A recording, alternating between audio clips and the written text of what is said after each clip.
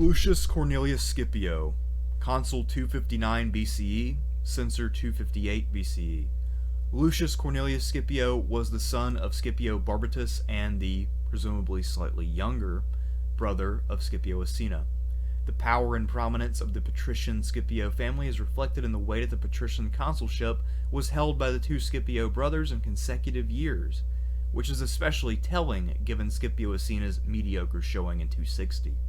The opportunities that Lucius Scipio would enjoy were, however, the direct result of the naval successes of Asina's consular colleague Gaius Duilius, who had inflicted a major defeat on the Punic fleet at Mylae, and had opened up a new range of possibilities for his successors. In 259, Lucius Scipio shared the consulship with Gaius Aquilius Florus. Aquilius was assigned to command the army in Sicily, and his activities are shrouded by the mist of time and are the subject of a great deal of speculation due to the poverty of our sources for his activities. On the one hand, there is a tradition that he celebrated the triumph over the Carthaginians, but it is far from clear what he did. Diodorus Siculus says that during that year Hamilcar captured Camarina, Eryx, and the fortified harbor of Drepana on the northwest coast of Sicily, which would suggest that Aquilius did not get the best of the year's fighting. To complicate things further, Polybius says that nothing noteworthy occurred that year. Fortunately, we know a little bit more about the course of events for Lucius Scipio's term in office, even if our information is a bit underwhelming.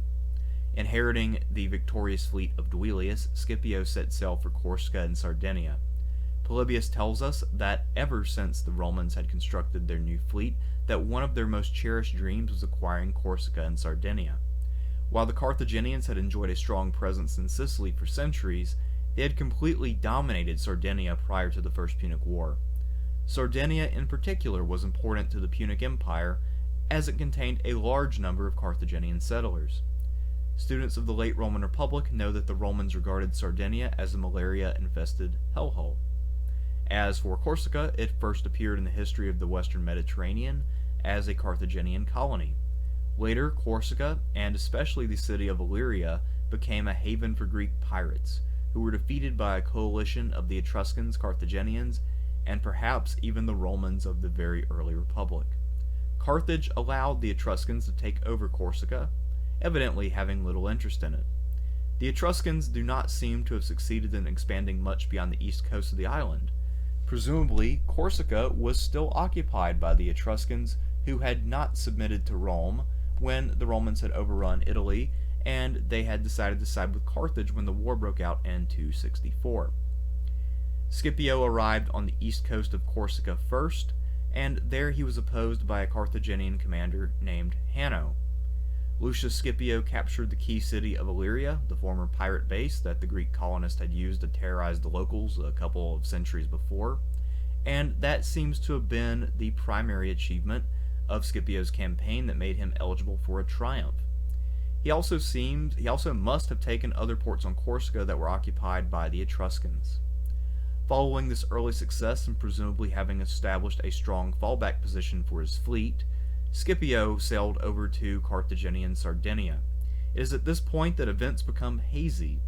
While he was en route to Sardinia, Scipio spotted a Punic fleet, which turned and fled at the sight of the Roman armada. Scipio then made for Olbia on the northeast coast of Sardinia, but then retreated without having achieved anything. It looks like either a Carthaginian fleet, a storm, or both compelled Scipio to abandon his ambition to take Olbia. Lucius Cornelius Scipio was honored by his family on an inscription on a sarcophagus in the tomb of the Scipios, written in Old Latin. This inscription succinctly summarizes Scipio's deeds as consul. I will quote from it.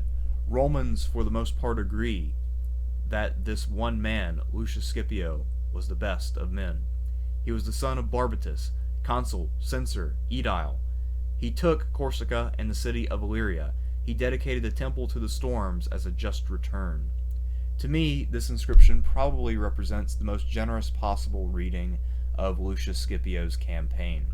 As I mentioned earlier, the Etruscans most likely did not control all of Corsica, and with a chance to gain ground in Punic Sardinia, it is unlikely that Rome would divert its primary battle fleet to what amounts to a mop-up operation against a neutral party.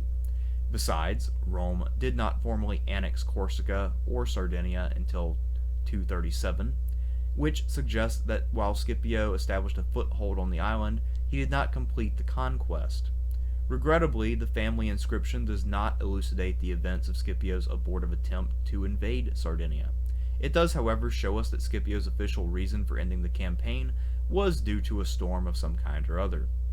Given what we know of the epic naval disasters that occurred later in the war due to overconfident commanders engaging in ill-advised battles with Mother Nature, it may well be the case that Lucius Scipio was a wise commander who foresaw the grave danger that several of his successors would find themselves unable to avert. While the Fasti Triumphales record Scipio receiving a triumph for his campaign, it is a fact that is suspiciously absent from his sarcophagus, which leads me to believe that Scipio may have actually received a lesser honor like an ovation. At any rate, it is clear that he was in high standing with his Senate colleagues and the people of Rome. Lucius Cornelius Scipio was elected censor in 258, the year after his consulship, along with the naval hero of 260, Gaius Duilius. After 258, Lucius Scipio does not appear again in our sources. Two of his sons became consuls during the early stages of the Second Punic War, and three of his grandsons became consuls later. His most famous descendant is one of his three consular grandsons, Scipio Africanus.